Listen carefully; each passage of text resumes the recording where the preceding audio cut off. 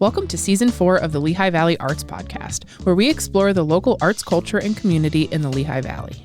We'll be doing this through conversations with individual artists, administrators, musicians, poets, actors, and arts and cultural organizations. We'll discuss all types of mediums with the goal of enriching local arts culture. Hey everyone, and welcome back to the Lehigh Valley Arts Podcast. This week, Elise will be talking with Florence-Susanne Reppert and Daulton Reppert. Florence-Susanne Reppert is a neurodivergent, non-binary poet and photographer from the Lehigh Valley.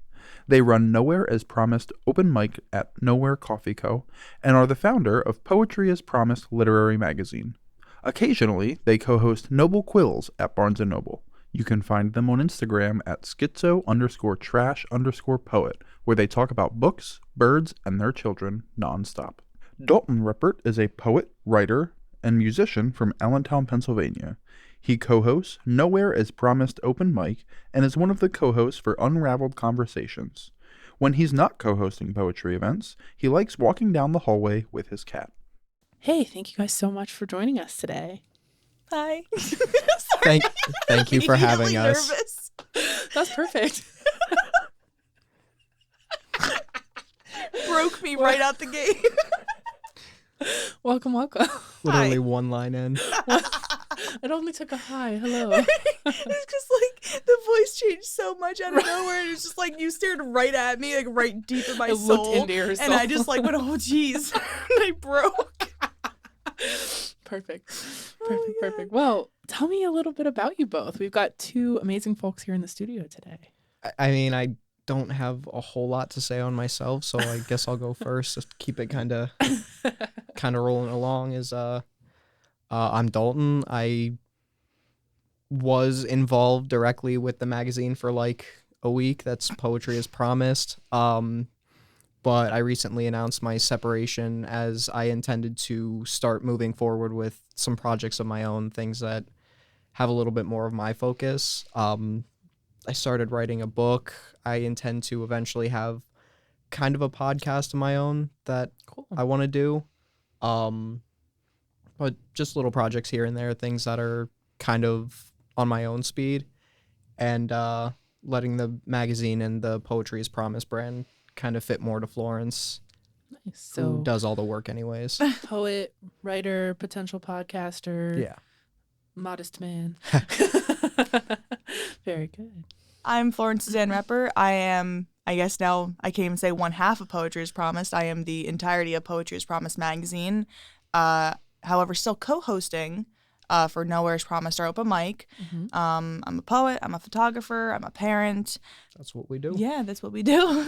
Cool. And for the sake of our listeners, how do you two know each other? We've been together for 5 years. Awesome. We actually met through the poetry scene. Oh, So that how was cool. fun. Yeah. Yeah, shout out to our good friend Billy Mack, who is a writer himself. He does indie music, I guess you would call it. That's fantastic. He, a long while ago, opened up one of the first open mics I'd ever gone to at the Coffee House Without Limits.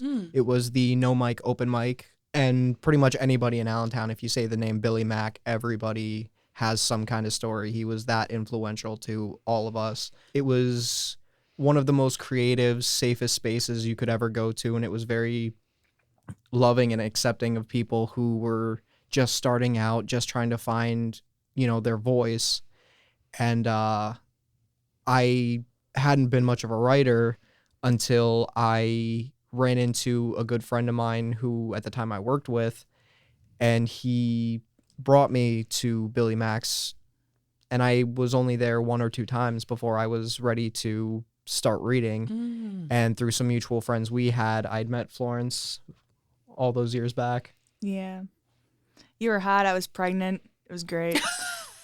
He smelled like whiskey and cigarettes, and I wanted to lick the inside of his mouth, and it was just fated to be. So there goes our explicit rating.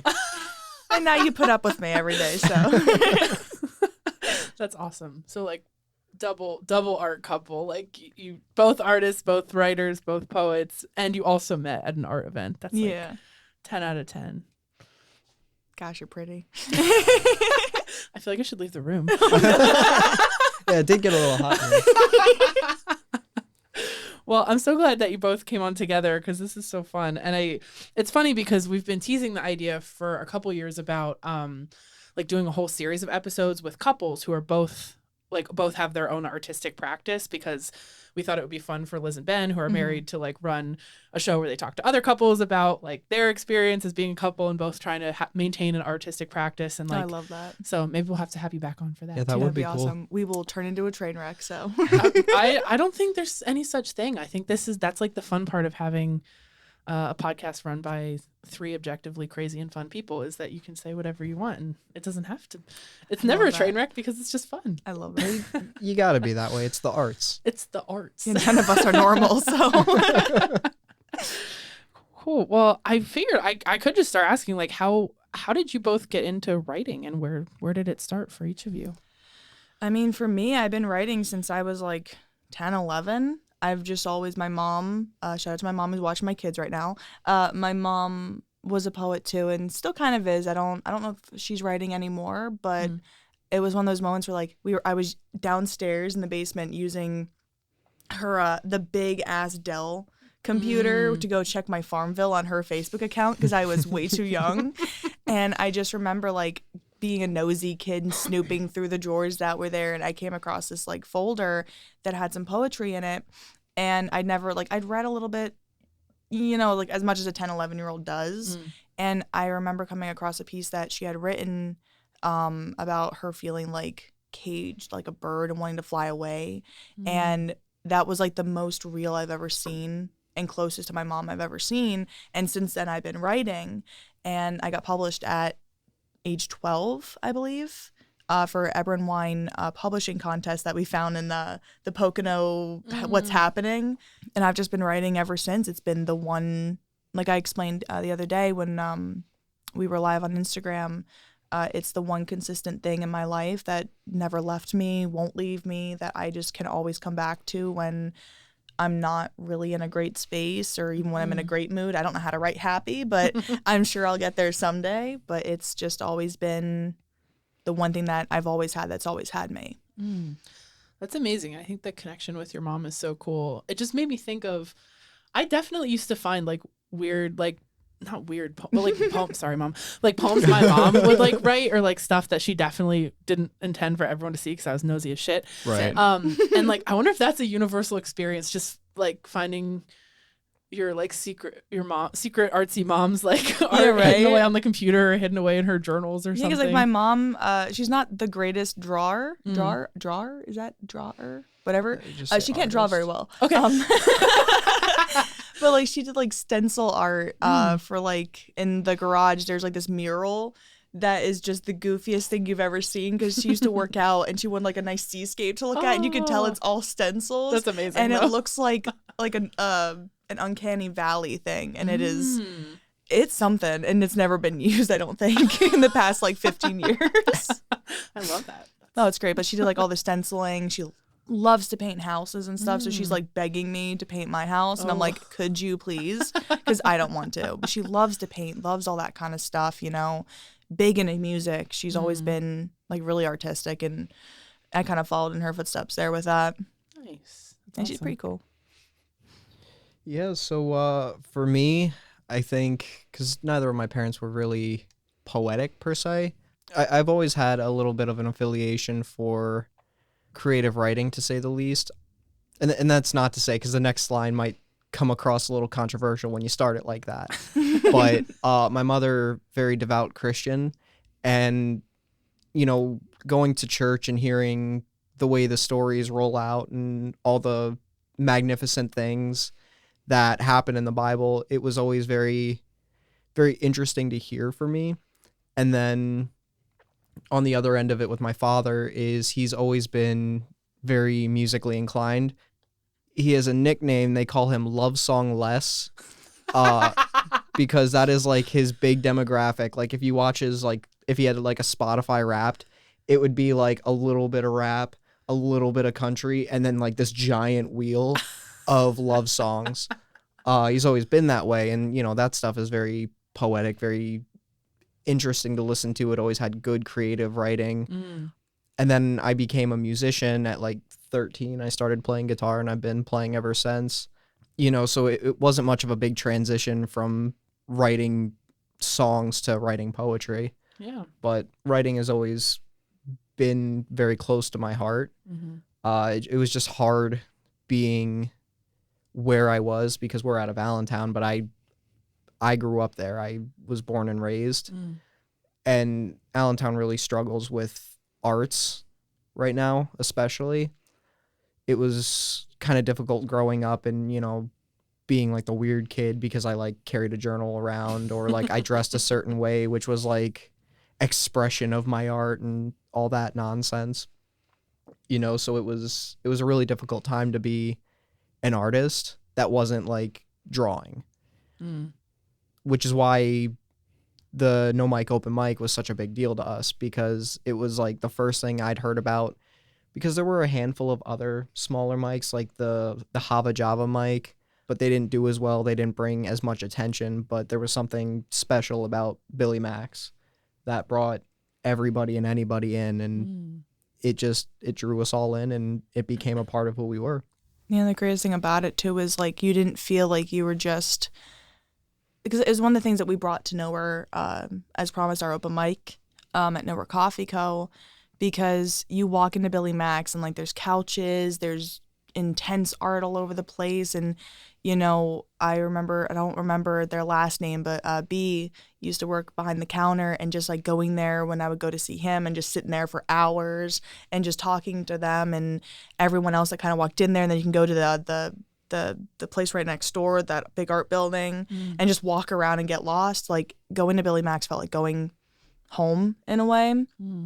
And what really made it great for us was when we started our open mic and all the same people that we met through Billy Max started coming out, and they said that it was so close to the vibes that they got there. And that was the biggest thing, because Billy Max is like, we wouldn't be together if it wasn't for Billy Max open mic. And it was just the biggest thing for us because we value and respect him so much, and just all the love.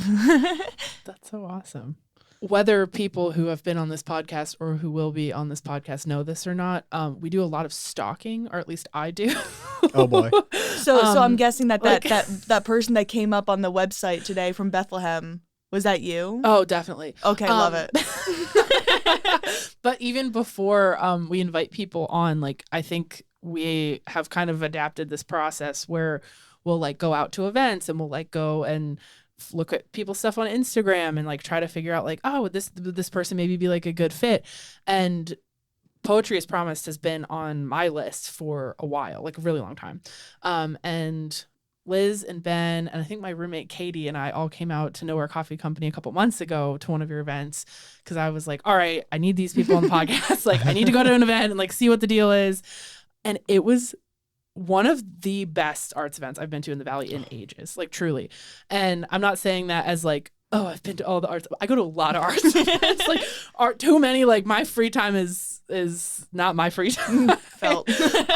And like it was so cozy and nice. Like I don't know if this is nothing to do with what we're talking about, but we're brain training. No, it's all relevant. I don't know if you've ever seen the Mike Myers So I Married an Axe Murderer movie. Yes. Love that movie. It's one of my favorite movies. It's amazing. It's the stupidest garbage ever. It's so funny. Those are the best. But something about like the like poetry cafe scenes in that movie, it's so goofy and dumb, but like it makes me so happy.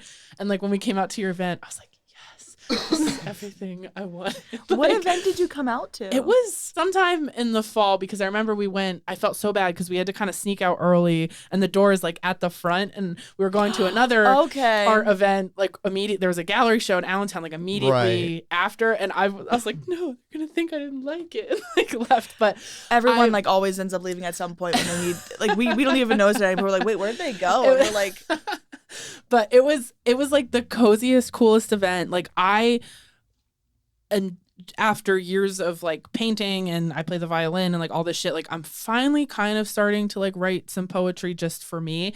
And like the vibes at this event, I almost like volunteered to get up. I was like thinking about it and I was like, no, I'm not going to do it. But like just to convey how like welcoming and cool the environment was, and everyone was so nice, and at least 3 people were like, your outfit's cool, and I was like, this is amazing.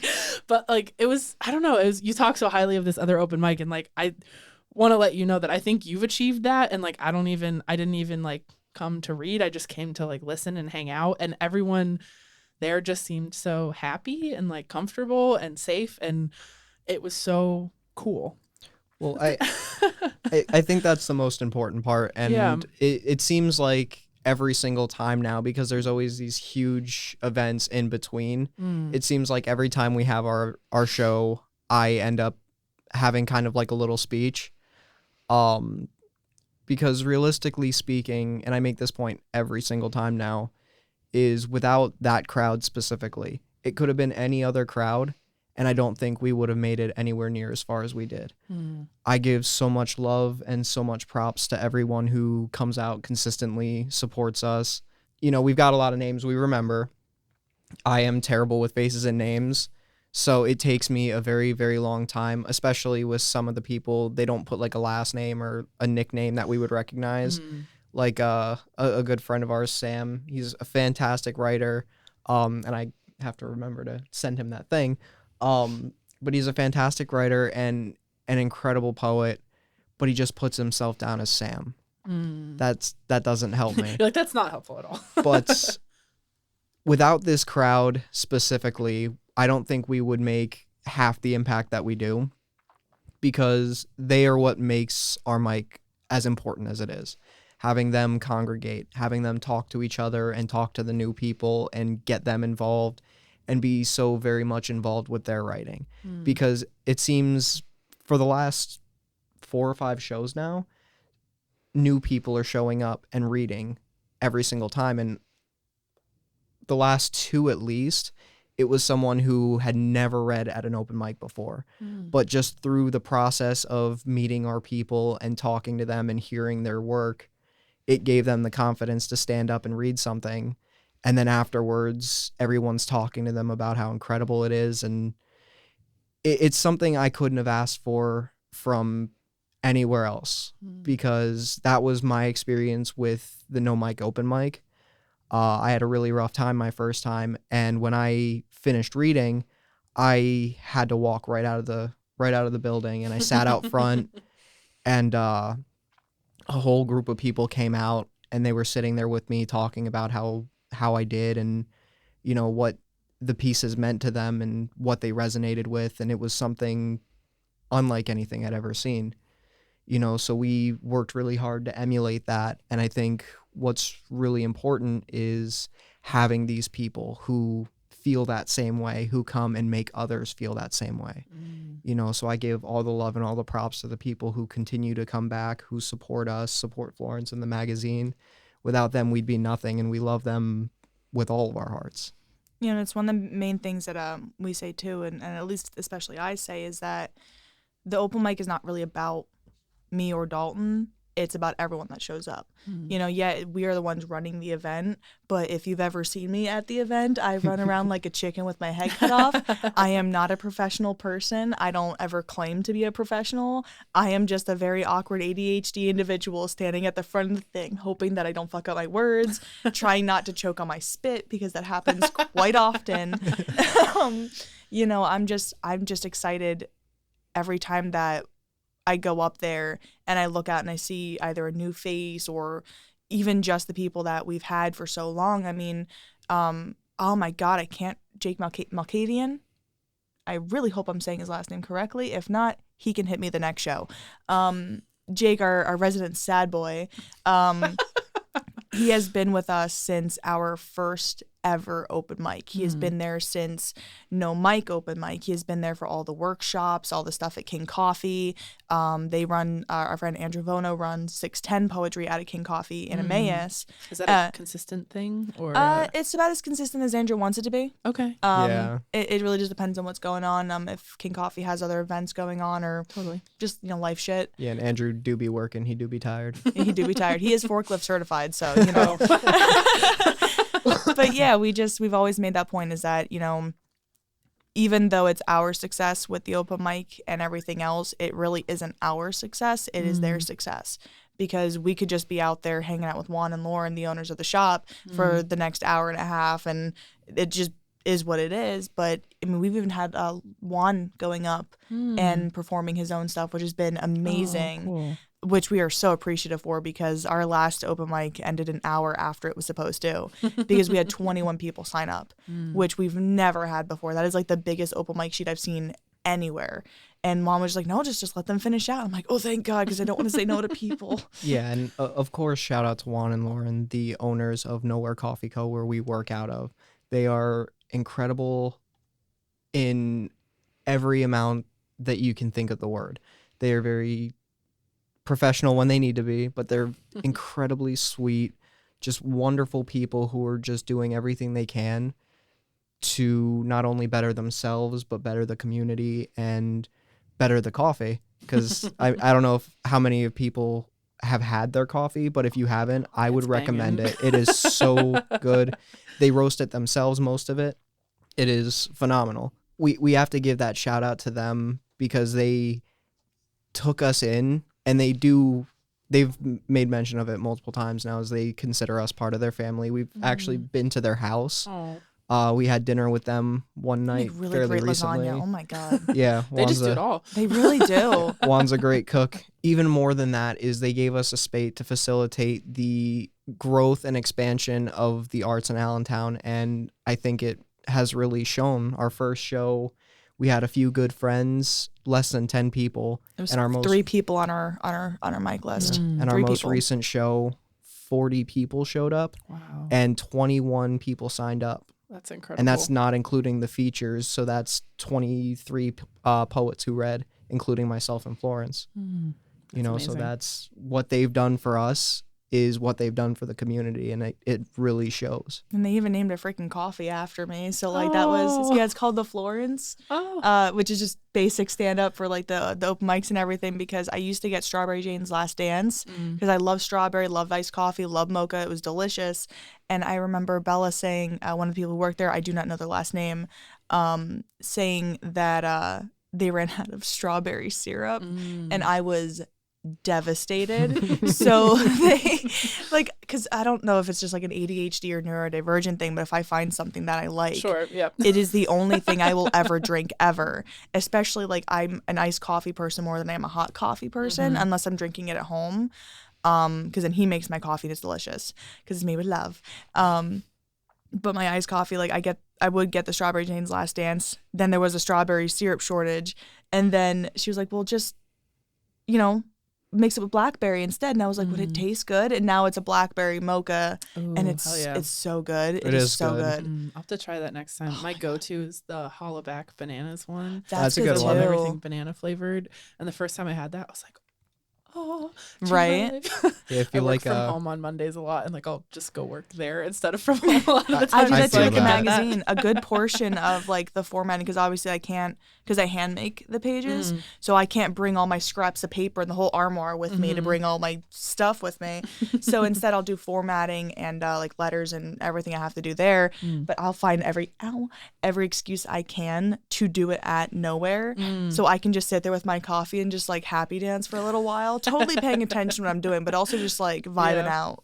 Yeah, I every month since maybe our second show, because I tried something the first month, and fun fact, I'm not a fan of lavender. I didn't know that because I got some lavender drink the first time, and I was like, oh man, this coffee sucks, and I felt really bad afterwards, because then the second month I got the dirty work, and that has been my drink of choice every open mic for since then. So it's been over a year now. Once a month I get my dirty work, and that gets me through the day. That's fair. Like if I could go there every single day to get coffee, I would, but I do not have that kind of money. Right. And also, I feel like my heart would burst out of my chest because I've made the mistake of getting 2 of the cold brews and not realizing how much caffeine, because at that point Yes. I was still drinking Monster Energy, Oh, and gosh. now I don't. So I had 2 of those within 2 hours, and then had to go back for their open mic that they do, their 5th Friday mixtape. Yes, We'll it's have to check in with the Lauren. 5th Friday of whatever month has a 5th Friday is when they do it. And I go back there and I am so like, I am shaking, and they're like, "Are you sure you want more coffee?" I'm like, "Please give me something that is no caffeine, but I want coffee. And then I'm just sitting there like shaking. They're trying to like put food in me because I need to like sit down. I'm like, this was a horrible idea. I can feel my heartbeat coming out of my skin. But it was so delicious. So worth it. So worth it. Well, not to mention the Monster you drank earlier in the day, too. That was different. That's why I don't drink Monster anymore. Sure shit wasn't giving up the coffee. No, I mean, the caffeine levels are still necessary. I drink a legitimate 16-ounce cup of just straight espresso every morning now. Oh, my God. Yeah, well, I started, it was drinking Monster, a lot of Monster, and then I switched over to Bang, which Monster is like, I want to say 100-something milligrams of caffeine. Bang was 300, and I was drinking 2 a day. Oh, my God. For like 2 years straight while I was hanging out with John. And then I switched back down to Monster, but I was drinking 3 or 4 of them a day at that point. Yeah, I had one sip of Bang and it made my lips vibrate and I didn't like that. And I was like, no. And then it just tasted too sugary. And like now not drinking Monster for a good couple of months now. Yeah. Every so often I have like a sip of his and I'm like, ugh, Yeah, why did I drink that twice a day? Like I had to drink it to go to bed because I don't know if it's like ADHD or what, but like I would have to drink half a can of Monster and then I go lay down and have the best night's sleep. And now I'm struggling and I'm like, I should just have a freaking cup of coffee to go to bed. Like I can't lay down. I want to pick Monster up as a sponsor for the magazine. Oh. I feel like that would be a really good coupling. The look the on fear in your eyes is palpable. I don't, because they're going to give us Monster to drink. And I just got off of it and I can't go back. We could get sponsored by Marlboro. I'm trying to quit. I'm getting there. The Baby Monster steps. was a little harder to do. Yeah. But then I tried to quit both smoking and caffeine on the all same at once. day. Oh, God. And I got the worst migraine. And then the second my 7-year-old asked me a question, I'm like, that's it. I'm just going outside. This is the end of it. I'm going to go smoke. I can't deal with it. Too many questions. It was like 7 o'clock in the morning. I'm like, Yeah, and I work in a warehouse, so that's not stopping anytime soon. Every time I try to quit, I'll like try to caffeine withdrawal myself, and then my therapist will be like, "Oh, we're gonna change your antidepressant dosage again," and then I get like too tired, and I'm like, "I need the caffeine." Yep. It never lasts more than like a couple months, and today was my breaking point. I was like, I went and bought a Celsius. I was like, "Fuck it, I can't do it." I was like, "I'm too tired. And I have podcast recording later, and I can't do it." No, it's fair. I haven't had any caffeine yet today, but the second we get home, I'm having a cup so I can go to bed. Yeah. I wanted to ask, I think in a lot of different art mediums, like creating and cultivating and having your own community is really important. But I think in poetry and writing, it's maybe even more so. Do you agree with that? Do you feel like you've individually and collectively kind of been able to cultivate like a community for yourself? And like, why is that so important? Having any kind of community, no matter what kind of art that you do, is really important. Not just, especially with writing, I feel, because, you know, you can go anywhere and find another person who, you know, draws or paints or does something like that. And it is a lot harder to find those types of communities in and of itself. But with poetry, it's not as common, and thankfully it is getting a lot more common. So what's really great about having that kind of community is having people who share the same thing that you love and being able to like workshop with them. And like currently Samuel Rubenstein, a fellow poet from New Jersey. I had to think for a second because I don't know where half of my friends come from. He is working on a project. It's a collaborative poetry project where, you know, he sends out the prompts and then some poet writes 2 lines and then they send along to another poet and they write 2 lines. And it's really coming along, and it's been really great to get to see, like, you know, what other poets are out there. And, you know, when I first started with writing and everything, I didn't have any community. I was just a very lone, sad teenager writing "Why Won't He Love Me" over and over again about every boy and girl that I knew at school. And I had no one to really talk to about it, because how do I show my mom, the being a tiny gay? And it was just crazy, because then I went to my first open mic, the Sherman Showcase in Stroudsburg, and getting to meet a few poets. It wasn't like the biggest poetry scene. It just turned to a lot of drama, as it does. And then, you know, finding another open mic, and then there were more poets, but again, it just all came down to, well, who was fucking who wasn't fucking who, why don't they like me? And it's like, it's poetry. Can we just like focus? Yeah, it's really not that deep. Yeah, and then we finally Like, it's poetry. It's really not that deep. yeah, right. Yeah. That's our tagline. That should be on a t-shirt. Honestly, I feel like our friend Andy Morales would love that as well. Actually, I'm gonna write that down as a potential title. But I love that because, like, you know, and then we finally did, like, you know, get to see Billy Mack. And what was crazy about that was finding people, because it wasn't looking for people who share the same views as you, the same opinions as you, the same anything as you. It was finding people who loved what you love and were willing to listen. That was the biggest point, because I cannot tell you how many open mics we went to. And thankfully, some of them have gotten a lot better now, where they're a lot more Inclusive. And not inclusive in like they weren't in a bad way. It was just, you know, the poets would go up and then that's when everyone took a smoke break. Or, you know, they just, even with some of the musicians too, they did that, whether it was their friends or not, they just went there to talk. And Yeah, it just got really cliquey for a while. yeah, so that's what's been really great is when you go to our open mic, occasionally someone will slip out to have a cigarette, but it's very rare because everyone is there to hear what you have to say. Everyone is there for the poetry. And we do have people who come out who do comedy. Well, we've had one comedian, I should say. And we do have people who do music every now and again, which is, again, for us, just another form of poetry. Music is poetry, rap is poetry. Whatever you use your words for in any way is a style of poetry. The only reason we don't have a lot of comedians is because sometimes they don't know how to read the room.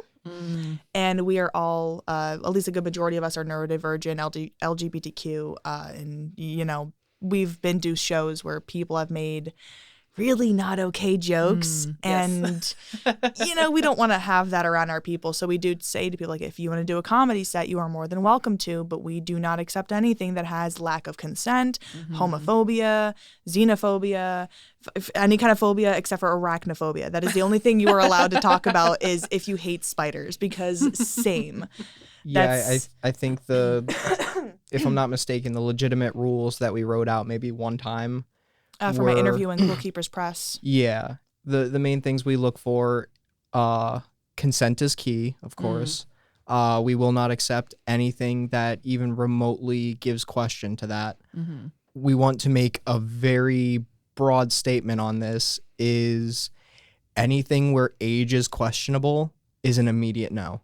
If there is no direct line of, you know, we are the same age, they were of drinking age, they were of smoking age. If there's not something that gives us direct indication,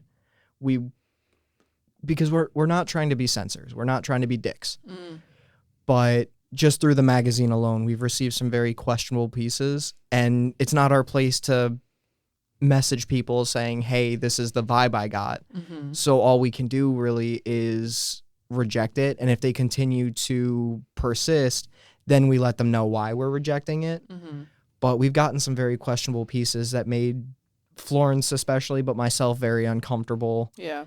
In really not okay ways. Like, you know, one of our biggest ones was like, we love that you love your family.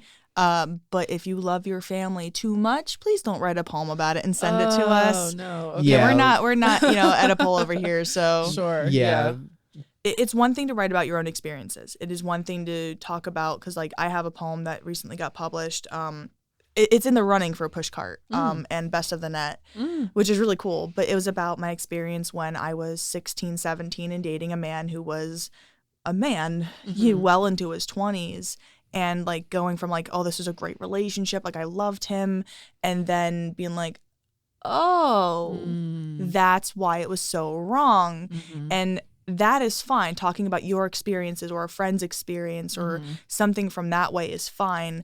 But sitting there talking about how you personally, as whoever you are, wanted to, like weird, like, no. I think that's really important that we clarify, because I hadn't thought about that prior. Writing about personal experience is fine. Up or down, it's kind of difficult to say. Obviously, it's more of like contingent on the piece itself. But I think what really gives us ground for rejecting a piece of that nature is glorification is the word I would use. If it's glorification of, you know, being with someone who is a minor or underage in any way, if there's a huge gap and it's questionable, that's when it starts to become, like I said, I don't want to be a censor. You know, we're not the cops, but right, but you are collaboratively cultivating this community of people who you don't know what their individual identity or experience is, and even going back to like what you said about some of the comedy content that like you want to make sure everyone in the space feels safe, and by sharing out as the folks who are overseeing this is sharing some of that out, that might be like antithetical to that. I am a very big believer in that art can make you uncomfortable, and art should make you uncomfortable. Sure. And there's different levels of uncomfortability. You know, if you're only reading stuff that's in your comfort level, you know, you might want to branch out. And I think a really good example, and I just talked about this the other day, was Prismatica Press. You can find them on Twitter or X or whatever you want to call it now, Instagram, I believe, pretty much anywhere. They came out with this incredible anthology called Good for Her, which is, every poem it made me so angry because it was from people of all genders, all sexualities and etc., with their experiences with like the wrong kind of men and just like how victimized they felt, how horrible they felt, and like these really like the stories were incredible, the pieces were incredible, but it made me so uncomfortable. But also like kind of like, oh, she tore out his heart as she should, like that's amazing. But it was well out of my comfort zone for reading, and I feel like art should make you uncomfortable.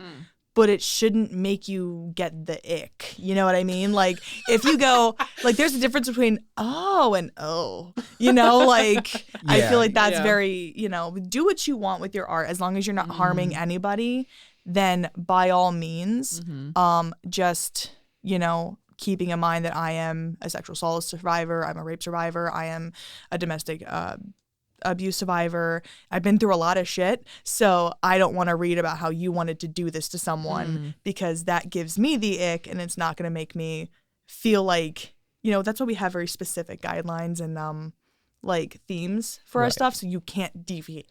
And this will be a great example of it. You'll be able to tell the very vast differences between the personality of Florence to myself, because I know what Florence wants to say, but tiptoeing around it to make it more pleasant and presentable. So this is typically where I will step in and say, and also, it's your magazine, so if they don't like it, they can get fucked.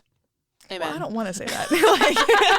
Like, because I'm just getting used to the I, because it used to be it's our magazine. And then you just kind of left me behind because you're like, you need to take praise. You need to take credit for what you're doing. You're doing all the work. And it's like, okay, well, yeah, but I also don't like being the center of attention. So if you could just like do like a big, not do a big we, but like if we could just,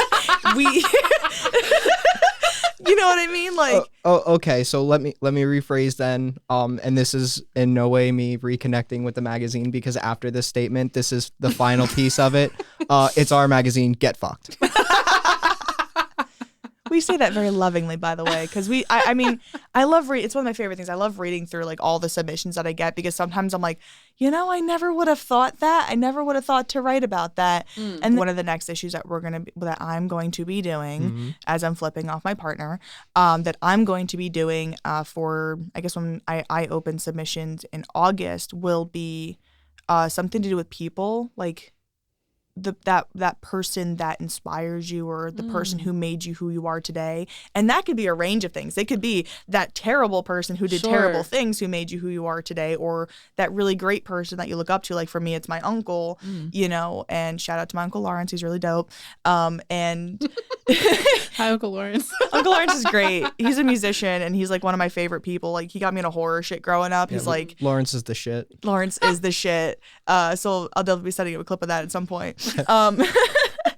But no, it's great because like I just wanted like something, because like that poem that had nothing to do with home nostalgia, kind of like, okay, well maybe if we just make a different thing. But like, please read the damn things. Well, I think back to your idea of like, it's our magazine, it's my magazine, it's whoever's magazine, get fucked.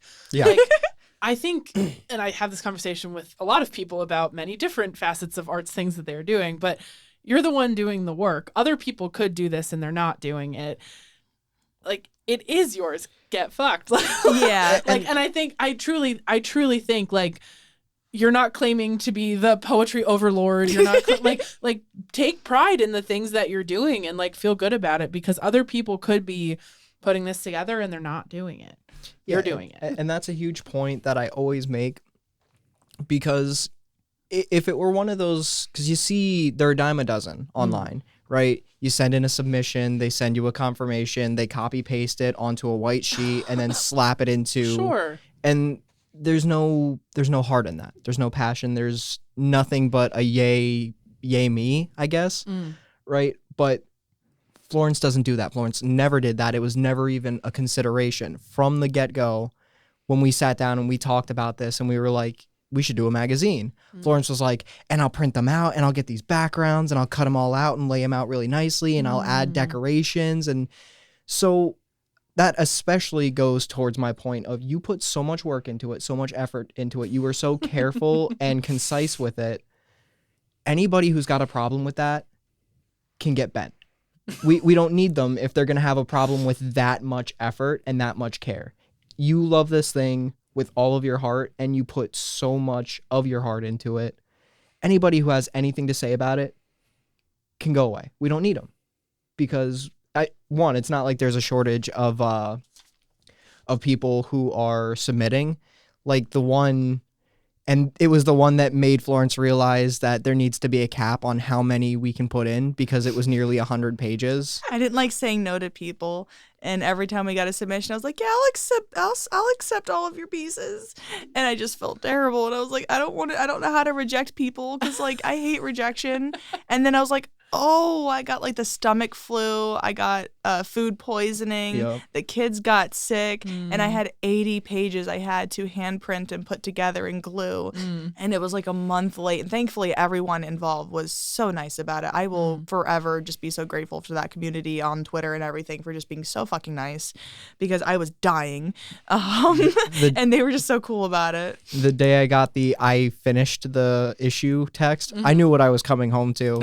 I walked through the door and Florence is like splayed out on the couch, like head back, mouth open, snoring, one leg up. The kids were just off doing their own thing, and it was a wrap. So I came in, just little pat on the head. You did great, baby. I was like, okay. Like I'm so glad like my kids are there. They're so cool. Like they just like, if they see me, like I'm like, hey, I'm just gonna lay down for 5 minutes. They'll be like, okay, I'm gonna go do a puzzle, and I'm like, dope, just stay where I could potentially see you, because like it's like that mom sleep where you're not really asleep, Right. but you're just like got your eyes closed and you're like, I can hear what you're doing, get your hand out of your butt, stop it. Like I'm so good at that, but that one day I conked out, because I was up for almost 48 hours to put everything, like I was still doing that. My friend wanted to come over and I was like, you cannot come over until I finish this. And then he did come over and I was scanning everything and I was like, just don't look at me, don't talk to me. I have glue in places. I don't know how I got glue. I lost my scissors 6 times and there's a glue in my shoe. I don't know what happened. The house is covered in minuscule pieces of fucking paper. So I just need a minute. Just don't perceive me. Honestly. And then like you got home and I was like, don't even look at me. Don't talk to me. I can't. Just let me die. Take care of the kids. Let me die. He's like, you want to order covering food? My eyes. Like you want to order food? I was like, I need something to eat. I haven't eaten in like 2 days. Please help me. That was a rough 2 days. And then I decided maybe I shouldn't make the issues that long, and maybe I should get better at rejecting people as much as it, like the first time I sent a rejection letter, I think it was like, you have full permission to beat the hell out of me if you ever see me. I am so sorry, and understand that every word is typed through tears, which was no lie. I was sitting at Nowhere Coffee Co. writing this rejection letter, sobbing into my bagel. Maybe that's why my computer stopped working. It was just all the tears.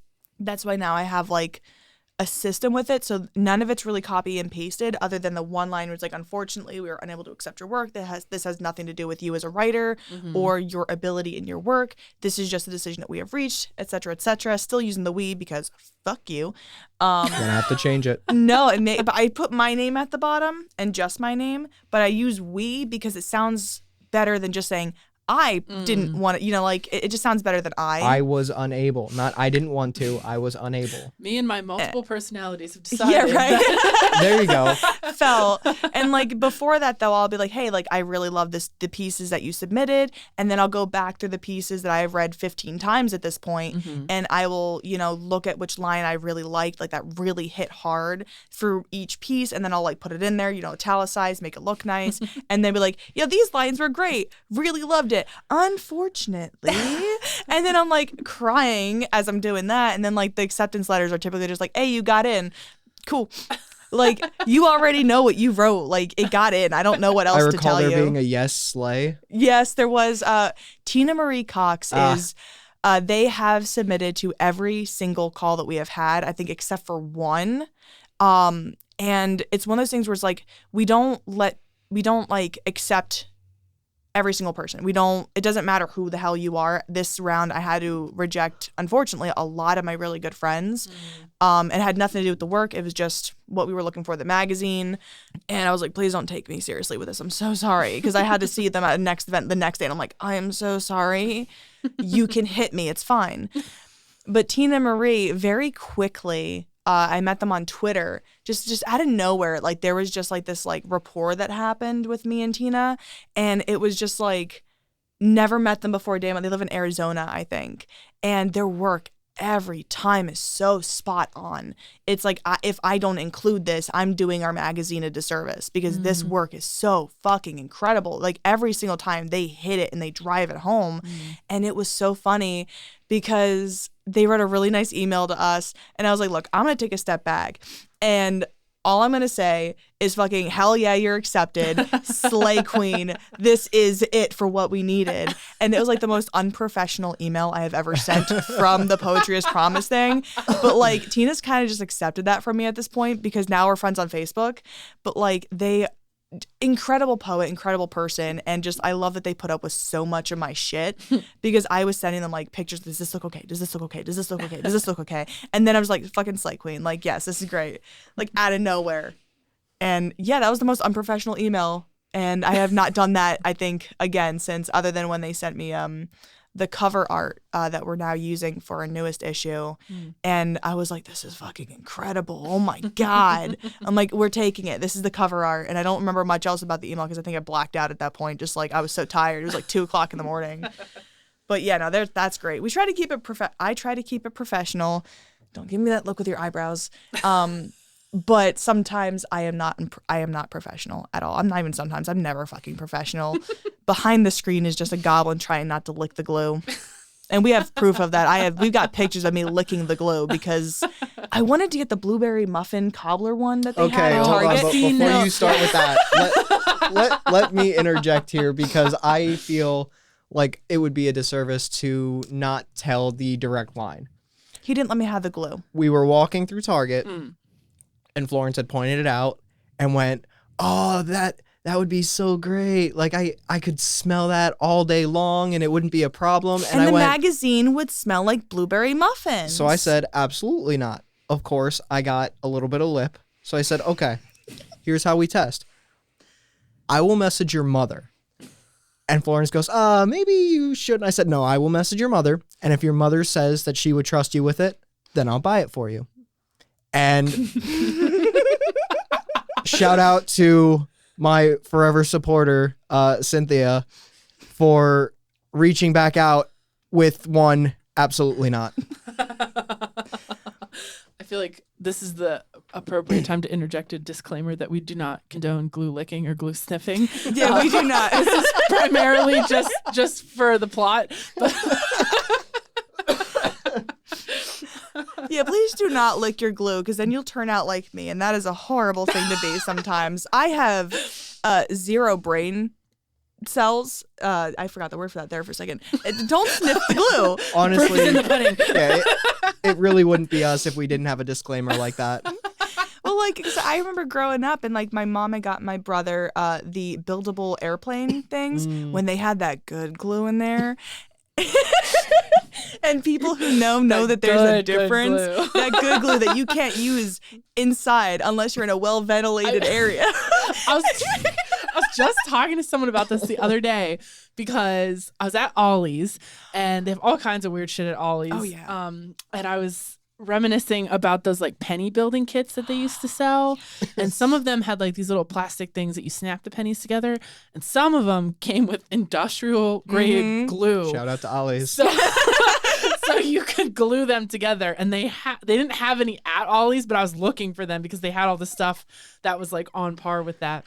And it wasn't because I wanted the glue. It's because I wanted the nostalgia of the pennies. But then I was thinking about how like, that's probably why mom made us like do those outside, or like that's probably why dad used to get yelled at for like doing those on the kitchen table or like whatever. Yeah, 200%. I had to do the plain stuff outside on not the pool deck, the main deck. Yeah. That was like through like the backyard. And I just remember like, and it was like 90 degrees outside, so there's fumage happening. And I just remember like at the end of finishing that stupid, like I didn't even finish the damn plane. I finished half the plane because I got too high on the freaking glue fumes that I couldn't even figure out where to put things. And then they're like, now you have to wait 2 hours for it to dry. And I'm like, why? I'm like getting like so upset. Like, why won't it just? Yeah. And then I'd walk back inside and then like have like especially if like using the pool. So like now it's the chlorine and everything. Just have those like things like where like I'm laying down in my bed and feeling like I'm in a water bed and I'm just having a moment where like my body just doesn't feel like it's in my body. And I'm like, is that just like a normal thing? Until I realized much older that I probably fried the shit out of my brain with those damn fumes. Well, what about those like, so the kids that I have family friends that I'll occasionally babysit for, and they whipped out the Mr. Sketchy markers the other day. Yeah. And I was like, oh hell yeah. So I opened them up and I'm like sniffing them and I was like, these don't smell the same. Like they're not frying my nose hairs off. Yeah, right. Like it was great because like I just opened up and my mom looked at me funny, as she always does when I open my mouth. It was recent. My mom had gotten the kids more Play-Doh, and I went to go say it again today, but I figured probably better not because my kid was using Play-Doh when I left. I opened up the package of Play-Doh for my kid at my mom's house. I'm like, you know, that smells different. And then my first immediate thought was to take a little bit of Play-Doh and put it in my fucking mouth. Like, I'm not 26 years old. And I'm like, that even tastes different. And mom's like, how much Play-Doh did you eat? I'm like, you left me unsupervised so much with the Play-Doh. You should know the answer to that question. Yeah, right? Yeah, if like, you don't know the answer, you're a bad mom. Right. Yeah, like I licked the glue, I sniffed the glue. We had a shed that was filled with like like we had the what do you call it? The ATVs that we would take up to upstate New York. So there was like gas cans, all of the equipment that my dad needed, like the leaf blower, the chainsaw, all of his tools, all of the grease, some random pair of my brother's fucking roller ice skates that he hasn't used since he was like 4. So like you walk in that shed and it's like, wow, that is a smell. And like I just started twitching thinking about it actually. Yeah, that is because pungent. I would sit in there for hours. Because it's the only place that my brother would leave me the hell alone because he didn't like the smell of it in there. So the amount of hours I sat in that shed in 90 to 100 degree weather with the gas fumes baking into me. And it's no wonder I can't remember a goddamn thing because my brain is gone. Don't do school, stay in milk, and drink plenty of drugs. Don't actually do any of those things. Yeah, no, I do not condone any of that. Don't smell Stay the in gas school. as you're pouring it into your vehicle, please. Yes, please stay in school. Don't do drugs. Drink your milk. Yeah, we do not condone glue sniffing, glue licking, glue chewing, anything involving glue in your mouth or anywhere it shouldn't be. Don't sniff gas fumes, and when you're putting gas into your gas tank, please don't sit there and smell it and then go, why does it smell different than it used to? We also don't condone Play-Doh eating, marker sniffing, marker huffing, or any of the above. Yeah, please, when you go to do your model things, if that's what kids these days still do it outside in a field like you're supposed to, like the directions say, and not in your kitchen where there's no or standing over it in 90 degree weather huffing the fumes. Maybe we need that explicit rating. We're I feel like giving them ideas. Yeah, we're not doing ourselves a service here. Unless the glue tastes like blueberry pudding, No. then eat it. No. Eat it. No, I really just want to see what it tastes like so bad, and you won't let me have it. you're gonna have a bad time, baby. Or it'll be the best day of my life. No, it will not. I cannot have shit in this house. It'll be good for like 5 minutes and then you'll be ill for the Yeah, right? 5 minutes is generous. I think it'll be a really bad day after like 2 seconds. you've talked about this a little bit, mentioning you grew up in Allentown, but you both live in the Lehigh Valley area? You grew up in the Lehigh Valley area? I did not grow up. Well, I grew up in Monroe County. Okay. I lived in Saylorsburg. And then for a little while lived in Effort, like Sun Valley, which sucked. That was terrible. Barely lived in Stroudsburg at the ESU Ridge, which was, again, terrible. Then I lived in a cabin in Effort, which was, again, terrible. Moved back with my mother in Saylorsburg and then moved in with him in Allentown. And Allentown's great. Allentown's wonderful. I love it so much there. Yeah, we're actually in the house that I grew up in. Oh, wow. My parents had the opportunity to move out to Palmerton, and in the nicest way possible, my brother was not at the time able to handle the responsibility of a house, so it then fell on myself. I'm the youngest of 3, which is why that makes sense. So I ended up with the house, which I am grateful to have the house. Allentown is not, after living here for now 27 years, and I've lived in this house 26 of my 27 years. I moved over to East Side, just outside of Bethlehem, for a year exactly, and that was interesting. But no, we live down in Allentown now, and I know the area, I know the people. It's not always the most pleasant experience, but that's part of the reason we're so adamant about doing what we do, is to try to, make something out of what little there is to offer in Allentown. And that's what, our next step is, because we want to open up a workshop, but we want to do it slightly different than how it's been done so far. So we are hoping to be working with this really great place called the Inkwell up on Hamilton Street. And I've been really grateful to have met everyone there and everyone involved. They're literally the kindest people I've ever met, and they are so supportive of the arts and the arts community. Kyle Edwards is fucking iconic. And I say that like with all the respect. He is just fucking iconic. Everything that he is doing and just his entire crew is, I cannot wait to see what they do with that space. And I do hope that we get to be a part of that when we do our workshop, because I couldn't imagine a better space with that much heart in it. And one of the main points of it is, when you do have open mics, sometimes it can get a little cliquey. No matter what you do, there's going to be like that main group. Sure. And we're slowly getting some of the younger community coming in. One of our friends, Luke Boyd, who's a poet, and I believe he's also a teacher, and he's been bringing some of his students in. So we've been able to meet some incredible young poets who oh my God, the talent that we've been seeing coming out. So one of the things that we want to do is have a workshop space for the youth in Allentown, because we feel like there's a lot of them who would really benefit from having anything to do, anything free to do. Just, you don't have to spend money. We will supply the notebooks if you don't have it. We'll supply the pens. We supply everything. We'll put our time and money into it, because we know what it was like to not have that, to not have a safe space where you can go and not be judged by what you're feeling, but whether you want to share or don't want to share, whether you want to just write in the group and share something, or you just want to write having people around you and just never share a word. That's it's up to how you want to have your creation, because I'm just writing in a room full of people and it'll just kind of maybe jog something, but we think that having more towards the youth would be incredible for them. And again, like we always say, it's not about me or Daulton and what we want to do. It's about what we can do for other people, because it's about them. How do we give them a better experience than what they've maybe experienced elsewhere? I understand what it's like to not always have a great home life. So,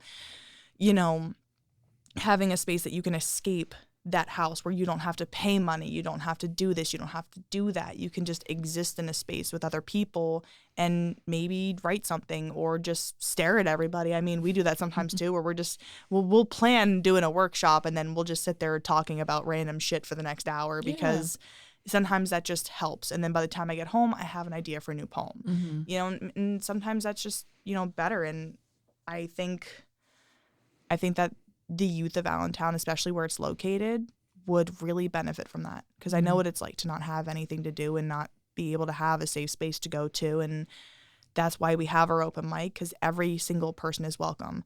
We do not have a ban list. I mean, we will probably at some point have one if anyone acts up a certain way, but you know, a ban list. A ban list. A ban list. Yeah, we Yeah. don't have a ban list. It doesn't matter who you are, how we know you. If we have had problems with you in the past, it doesn't matter.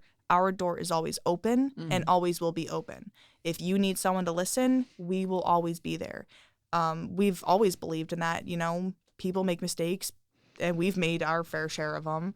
You know, so everyone could use a little bit of forgiveness and light, and we don't believe in kicking people out unless you're actively like harming people. If you're doing that, I'm sorry, I can't help you. It's one of Lauren's space. Get the fuck out. But everyone is welcome, and we've always said that. So if you ever just want a space to just exist, you don't have to read, you don't have to do anything. You could just sit even in the back and just exist. More than welcome to.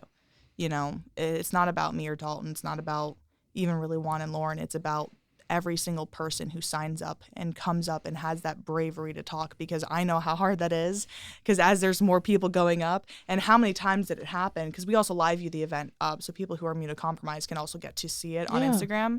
And it's so funny because like every time now people are walking, oh, that's a lot of people, that's a lot more than it looked like from the back of the room. And it's like, imagine how I feel, because I have to talk in front of all these people and they're looking at me like I know what's going on, and I'm looking at Magnus like, hey, can you help me remember anything that I'm supposed to? Because I have horrible stage fright that I never got over doing theater. So And my problem is I don't have that issue. I can get up, as long as we all have a general consensus, I can get up in front of a room and speak about whatever for whatever amount of time I have. I don't have that issue. You know, the first couple times I read, obviously I did have stage fright, but if I'm just talking, then it's a whole different game. I don't have that issue. My problem is, however, I never know what I'm talking about. So I'll get up there and I'll do, you know, my little piece about, you know, thank you all so much. And that's super articulate. Then I'm like, all right, I'm going to, I can't read that name. This is, and then I'll look around. I don't recognize this name. And it's someone I've met like 40 times. And it's like, I am sorry. yeah, we now have this whole thing where everyone just points at Daulton because he just points at the person when they come up, like, oh, that guy. And it's like, and this is why you just, Well, so it's funny. I brought that up the last time, is like, I don't always have a whole lot to say after someone reads, because like, you know, we're trying to move things along and we have, you know, I don't want to make it like extreme favoritism if I go up and I say something really nice to bring the person up and then really nice afterwards. It's very diplomatic. Yeah. So I'll typically just say, you know, like give another round of applause. And I noticed like a couple times I didn't even have to say it. I just pointed and people started clapping. So I made mention of that. And I was like, you know, it's really cool. I just point and you guys clap. I'm a god. Like, you guys should get one of those like studio signs. Yeah, it's like, right. Applause, and then everyone like starts clapping. It was great because that little one of the Isaiah Prince, who is an incredible poet, absolutely amazing performer. I think it was his nephew. Yeah. Was there like, it's like, I don't remember how old, like 8 to 11. Yeah, he I wasn't want to old. say he was. Oh my god, he was so funny. This kid had comedic timing, and I loved it. Because one of the things that we do state is that we are an all ages event. Everyone is welcome. However, we do not censor our artists. Right, like you don't know what's gonna happen. So Yeah. please do be aware that there is occasional, or very much more than just occasional, you know, cursing, adult language, adult content. And as we're watching our feature poet, Shannon Greenstein, incredible poet, I think from Philly, read You Are Not Your Toothed Vagina. Oh, as shit, there's all right. an 8-year-old, 11-year-old, and like 13-year-old. I'm like going, you know what? You brought your kids to an all ages event. We put it on the flyer, so you should know. That makes me think of that clip of, there's like some clip of, I think it's Lady Gaga, where she's like, this is your fucking fault. You brought your 10-year-old today. Yeah, like, and Shannon's trying so hard, so they're reading to the other side of the room where the grown-ups are, and then they notice the 8-year-old, and then like they're trying like, and I'm like, you know what? Just say what you got. And she goes, well, I did meant like swap, you know, fucked for screwed, and I was like, Shannon, you said vagina and started talking about Oedipus more than you probably, like, it's fine. You did great. We love your work. We love you. I'm so grateful to have you. If you brought your children, that is your own problem. Yeah, because you're absolutely. going to hear some shit. Yeah, and it was great because it was the Valentine's Day kind of like one that we had. So it was Nikki Elizabeth, who, again, they have been there literally since day one. They were also there from Billy Max. Nikki and they knew before we even started it. Yeah, Nikki has been literally one of our best friends and biggest supporters with this whole thing. So seriously, shout out Nikki. Love you. But Nikki and Shannon were our features, and it was just the funniest thing watching all these children, and it's like, oh my God, like I didn't expect kids to be here because we don't really get a lot of kids coming out. So that's also really great too. But it's just great because like I'm sitting up there and I'm like, don't say cunt, don't say, don't say it, don't do it. And then I'm now stuttering harder over my words, trying not to say those words. And then like this, but that kid had comedic timing. He was great. Like he was so sweet too because he like turned around at one point and he like gave me the biggest hug before he went to go leave, and he was so sweet. And then I forgot how we got on the topic, but I was something about like what do you want to be when you grow up? Juan asked him if he wants to be like his dad when he grows up, and he turns over and he points up at me without a word, just points up at me, and I'm standing there like, you don't want to be like me, kid. Like you gotta aim higher than that. I'm low on the bar, and he goes, no, I want to be like him. I want to rip his hair off and put it on my head. And I was like, oh my God. It was amazing. Like that kid was so funny and so sweet. And like at one point I did feel bad about it, but I got like distracted because this kid was making faces at me. And now I have 2 toddlers. So I know better. You don't just leave a kid hanging. Go time. So now we're like trying to like flip our fingers, and I can't move my hands like that. We're making like, I'm showing him how to twist his thumb behind his hand. I'm showing him like all this cool stuff that I can do, and he's showing me the stuff that he can do. Like he did like this fucking like I don't know how to do it with my fingers, but like that thing, yeah. For descriptive purposes, it looks like a penis on his hands. Like I don't know, it's like a wiggly. Yeah, it was either a Fallout Boy or a My Chemical Romance thing, or maybe it was Panic at the Disco. One of those kinds of bands. They had a video where they all had like the big like the Dead Mouse type heads, but they were all like furry characters. And one of the characters does that thing where you in the put video. your hand together and then you twist your hands and then you stick like your middle fingers out. Yeah. And wiggle them. Yeah.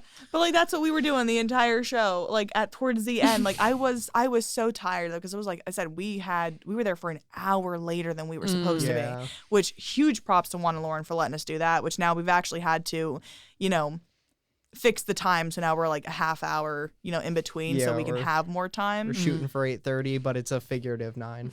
Yeah, it's because like one of the main things with poetry is that there's always poet time, which typically is when you start the event. We are very strict on, we get there at like 5:30-ish if we can, typically between 5:40. We start the event between 6 and 6:10 because we want to make sure everyone gets there on time, especially because we have features coming out from New Jersey or Philly or wherever that you come from. One of the guys came out from Boston. That was cool. So it's like, we're very particular about when we start. When we end is, it's subjective. Give or take. But one of the things like you'll find like whenever you go to like other types of poetry shows is that they typically do not start at the time that they're supposed to start with. Or anywhere near sometimes. Yeah, like you go out to New Jersey, if the event says that it starts at 7, you can be sure that you're probably going to start around 8 to 8:30, which means that at that point I figure that I'm not getting home until like 12, 1 o'clock in the morning. Yeah. So it's like you gotta, Like there was that one show, and I won't say names because paraphernalia is involved, but we went to a show and it was out in Jersey, and he'll know it when he hears it. But it was supposed to start at like 7, and it didn't start till almost 8:30, and we couldn't figure out why. So he comes up to us, he's like, "Hey, how you doing?" But he's weirdly sweaty. Hug. Yeah, he's like weirdly sweaty, gives us a big hug, and like you could tell something was wrong, but it wasn't his normal something's wrong. Yes, I just remember looking at Daulton being like, is he okay? Yeah. Like, So does he need help? So finally, like 8:20-ish rolls around, so it's already an hour and a half over, and he gets on the mic. He goes, "Hey, how y'all doing tonight? Really glad you're out here. I just took a fuckload of mushrooms," and I went, there it is. Yeah. Like that. I mean, that tracks for him, but it was like, wow. No, that makes sense. That's about right. Okay, so now we know that we're gonna be here for a really weird time. Yeah. And it really was it was great though. It was great. Good night. Well, just to disclaim, that's not why I was sweaty when I came to the event. It was just hot out. It was hot. Yeah, there's a mix in nowhere where it's like either you're really cold because sometimes like the heater will be kind of fucky, or it's really warm because there's so many people in there. It's like you just need to start stripping, and it's not going to turn into one of those things because no one needs to see that. No, don't even start with me. No one needs to see me naked at the show. No, but they all want to. That's different. They're not going to. They're not gonna. There might be kids there. You can't. Yeah. Black out the windows. Well, Maybe. No, I'm just saying, like, we black out the windows and we put on the form that this is like no one under 18.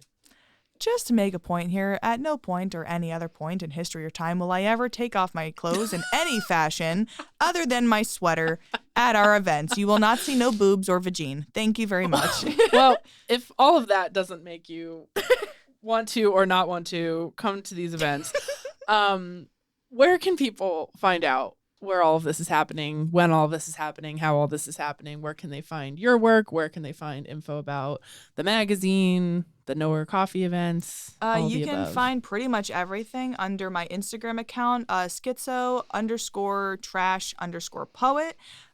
Also, I am on Twitter or X, or whatever the fuck you want to call it now, under Schizo Trash Poet, just all one. I'm on Facebook under Florence-Susanne Reppert. We have the poetry account, which is the Poetry as Promised.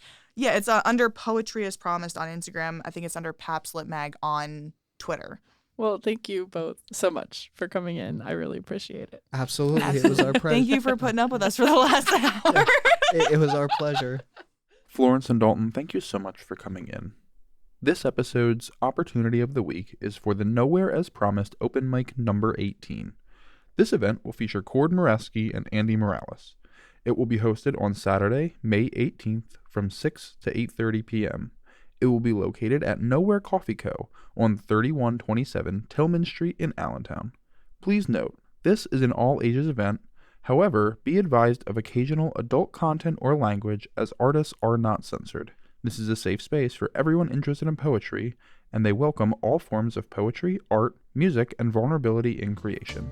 Thanks for tuning in to the Lehigh Valley Arts Podcast. Don't forget to like the podcast, leave us a review, and follow us on both social media and streaming services at Lehigh Valley Arts Podcast.